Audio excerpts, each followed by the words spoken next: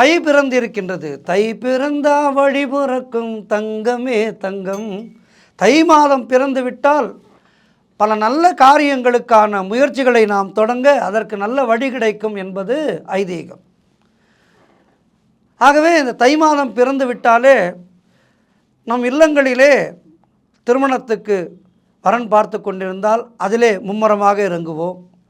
அதுபோல் இந்த வீடு கட்டுவதற்கான முயற்சிகளிலே இறங்க வேண்டும் என்றால் அதிலே மும்முரமாக இருப்போம். இப்படி முக்கியமான முயற்சிகளை எல்லாம் தொடங்கக்கூடிய ஒரு வசந்தமான மாதம்தான் இந்த தை மாதம்.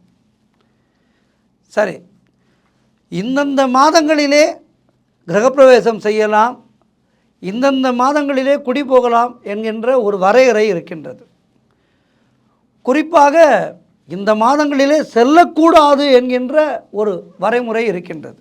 அதனையெல்லாம் நாம் சரியாக கடைபிடித்தோம் என்றால் நம்முடைய வாழ்க்கையானது நன்றாக இருக்கும். பொதுவாக வீடு குடி புகுவதற்கு ஏற்ற மாதங்கள், அதாவது நான் சொல்வது சொந்த வீடு கட்டுக்கொண்டு கிரகப்பிரவேசம் செல்வது மட்டுமல்ல, வாடகை வீட்டுக்கே செல்வதாக இருந்தால் கூட இந்தந்த மாதங்களிலே வீடு மாற்றக்கூடாது என்கின்ற வரையறை இருக்கின்றது. அதனை நாம் சரியாக கடைபிடிக்க வேண்டும்.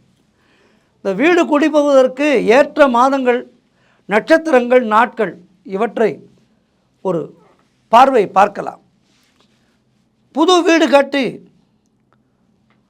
அந்த புது வீட்டிலே புகுவதற்கு புரட்டாசி மாதத்திலே செல்லக்கூடாது. இந்த மாதத்திலே இரண்யன் தனது அரண்மனையிலேயே நரசிம்மரால் வதம் செய்யப்பட்ட மாதம்.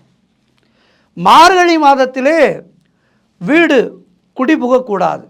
இந்த மாதத்திலே துரியோதனன் தன்னுடைய அரசை இழந்தான். மாசி மாதத்திலே வீடு குடி போகக்கூடாது. இந்த மாதத்திலே தான் சிவபிரான் ஆலகால விஷம் அருந்தி மயக்கமுற்றார். அதேபோல் பங்குனி மாதத்திலே புது வீடு குடி போகக்கூடாது. இந்த மாதம்தான் சிவன் மன்மதனை எரித்த மாதம்.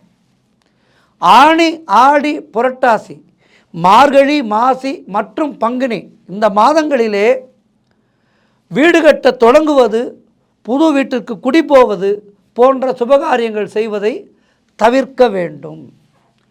அஸ்வினி, ரோகிணி, மிருகசீரிடம், புனர்பூசம், பூசம், மகம், உத்திராடம், உத்திரட்டாதி, அஸ்வம், சுவாதி, அனுஷம், மூலம், திருவோணம், அவிட்டம், சதயம், ரேவதி இந்த நட்சத்திரங்கள் எல்லாம் மிக மிக சிறந்த நட்சத்திரங்கள்.